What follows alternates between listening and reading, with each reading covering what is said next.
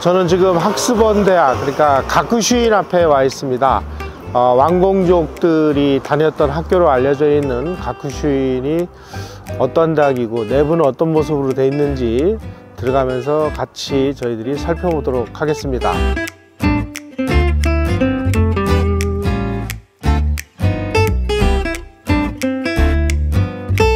지금 뒤에 보이는 이 고색 창연한 건물이 우리나라와 인연을 말씀드리자면 고종 황제께서 퇴위한 이후에 61세 되던 해 얻은 덕혜옹주 그리고 의친왕의 두 아들 이건과 이우가 가쿠슈인 대학에서 공부를 했습니다.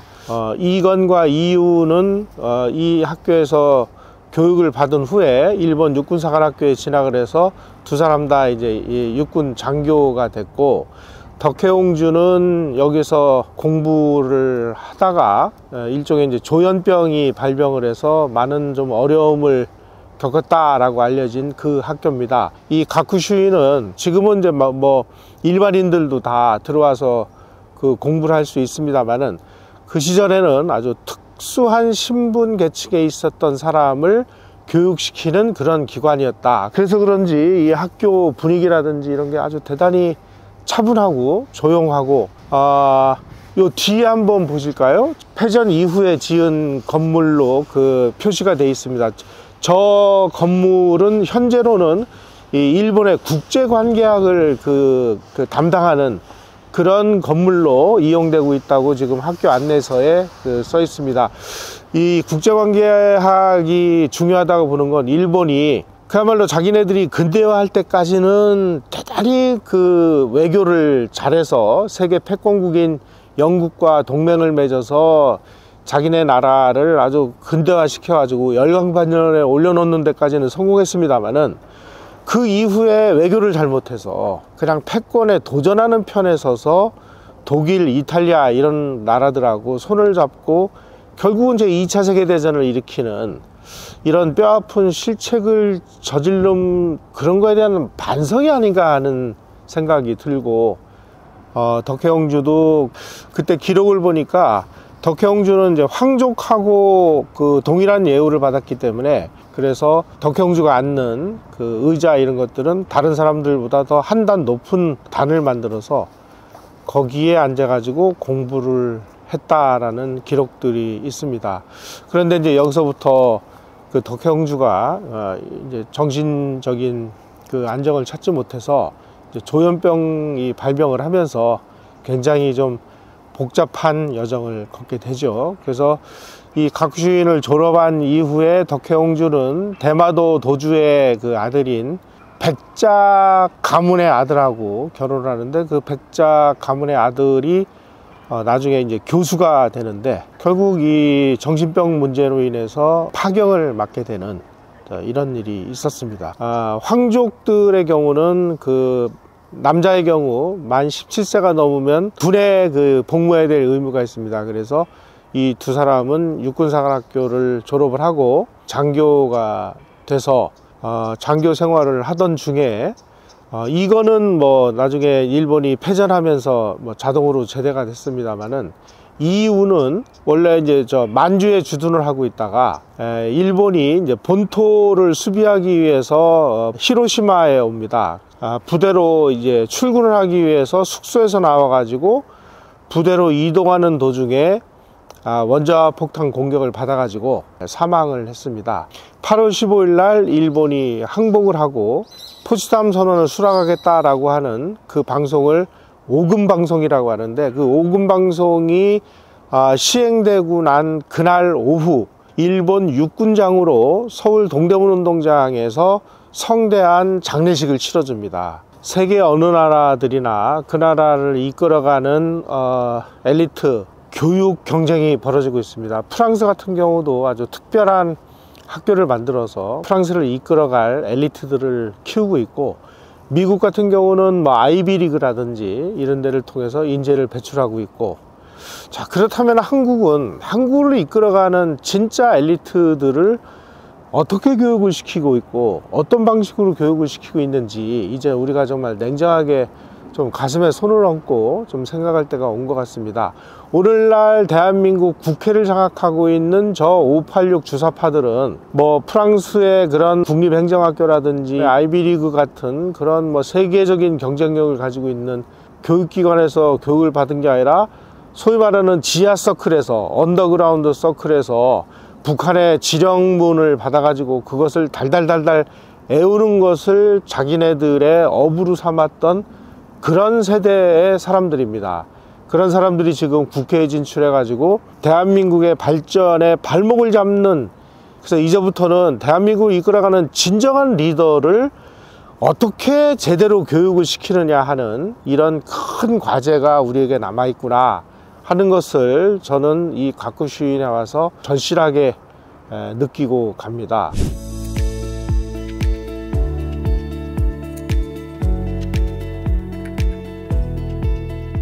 일본 국군 상승의 현장이었던 영국 대사관 앞에 와 있습니다.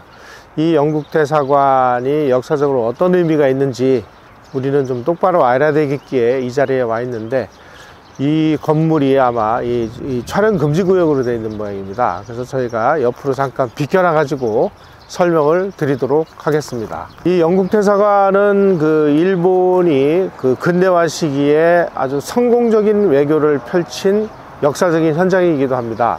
1902년에 일본은 영국과 동맹을 맺는 데 성공을 합니다. 그래서 영국과 일본이 손을 잡고 러시아가 한반도로 남진을 해서 한반도에다가 부동항을 만드는 것을 저지하기 위해서 이제 총력 외교를 펼치는데, 그 총력 외교의 결과가 사실은 러일 전쟁으로 표출이 됐습니다.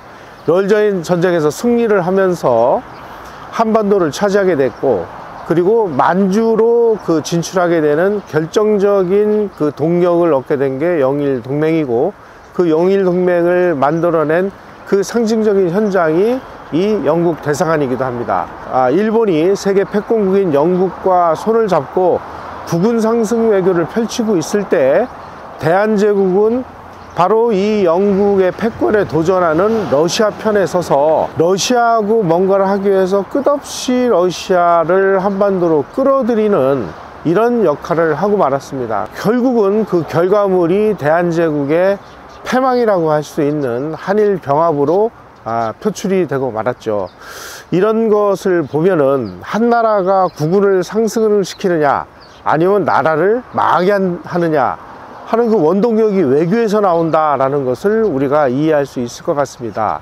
영국은 일본이라는 그 파트너를 손을 잡고 러시아가 한반도로 밀고 내려오는 것을 성공적으로 방어를 했고, 또 일본은 이 러일 전쟁에서 이 러시아의 발틱 함대를 스시마 해전에서 괴멸시키다시피 하는 바람에 사실상 1세기 정도 끌어온 이 영러 그레이트 게임이 러시아의 패배로 종말을 맞았고, 러시아는 러일 전쟁에서 패전함으로 인해서 망조가 드는 그런 상황이 됐죠. 일본은 영국과 동맹을 맺어서 1차 세계대전이 끝날 때까지 정말 그 놀랍고 눈부신 성장을 계속했습니다. 그래서 1차 세계대전이 끝났을 때 세계 3대 열강의 지위까지 오르는 국군 상승을 하게 됩니다. 이 모든 것은 결국 세계 패권국인 영국과의 동맹이 그 일본에게 가져다 준 그 축복이자 선물이라고 우리는 이해할 수 있습니다. 그런데 여기에서 일본 지도부가 자만을 하고 우리도 그 패권국이 돼보자 하는 너무나 큰 오판을 하게 됩니다. 그래서 패권국에 있는 영국 그리고 미국과 적대관계에 돌아섬으로 인해서 망하는 비극을 맞게 되죠. 그래서 2차 세계대전 때 이제 미국으로부터 원자탄 2발을 맞고 일본이 패전하게 되는 그 내면에는 세계적인 패권국인 영국과 미국에 반대하는, 패권에 도전하는 그 편에 서서 독일, 이탈리아하고 손을 잡는 이 외교적인 대실패 참극을 선택을 했기 때문이라는 사실을 우리는 이해를 해야 되겠습니다.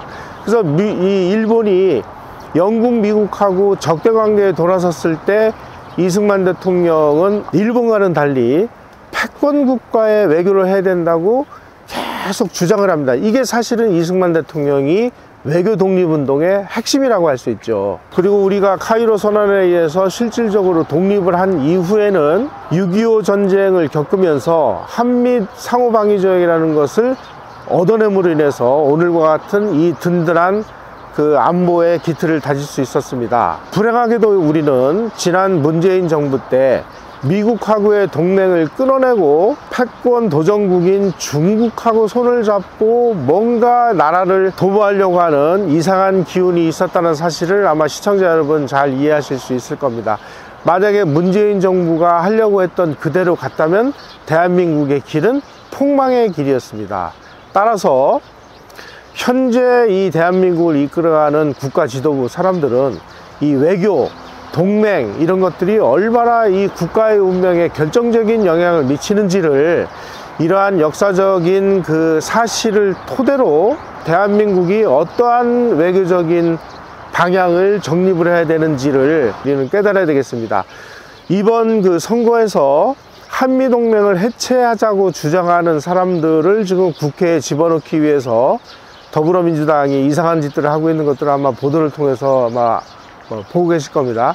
만약에 그런 사람들이 국회에 들어가 가지고 한미동맹을 약화시키거나 해체시키는 그런 주장을 하게 될 경우에 정말 대한민국에는 백해무익한 그야말로 이 자해 외교라는 것을 우리는 깨달아야 될 것 같습니다. 윤석열 정부가 출범하면서 윤석열 대통령이 지금 일관되게 추진하고 있는 외교는 대단히 바람직한 방향으로 가고 있다고 봅니다. 우선 첫째로 일본하고의 관계를 정상화했고 또 한미 동맹 관계를 계속 강화를 해나가는 그러한 그 한미일 삼각동맹 체제를 굳건하게 하는 그런 외교적인 스탠스를 취하고 있습니다. 저는 다른 무엇보다도 윤석열 대통령이 그 5년 동안 이런 그 기조를 일관되게 유지를 해서 그 한미일 삼각동맹 외교를 보다 굳건히만 한다면 윤석열 대통령은 아마 높은 평가를 받는 그런 대통령이 될 것으로 봅니다. 이러한 체제를 보다 더 강화하기 위해서 우리는 이승만 대통령의 그 핵심 본질을 더 깊이 연구하고 공부를 해서 이승만 대통령을 뛰어넘는 정말 위대한 외교적 선각자가 우리 땅에 다시 태어나기를 간절히 바라면서 도쿄 영국대사관 앞에서의 방송을 마치도록 하겠습니다. 여러분 고맙습니다.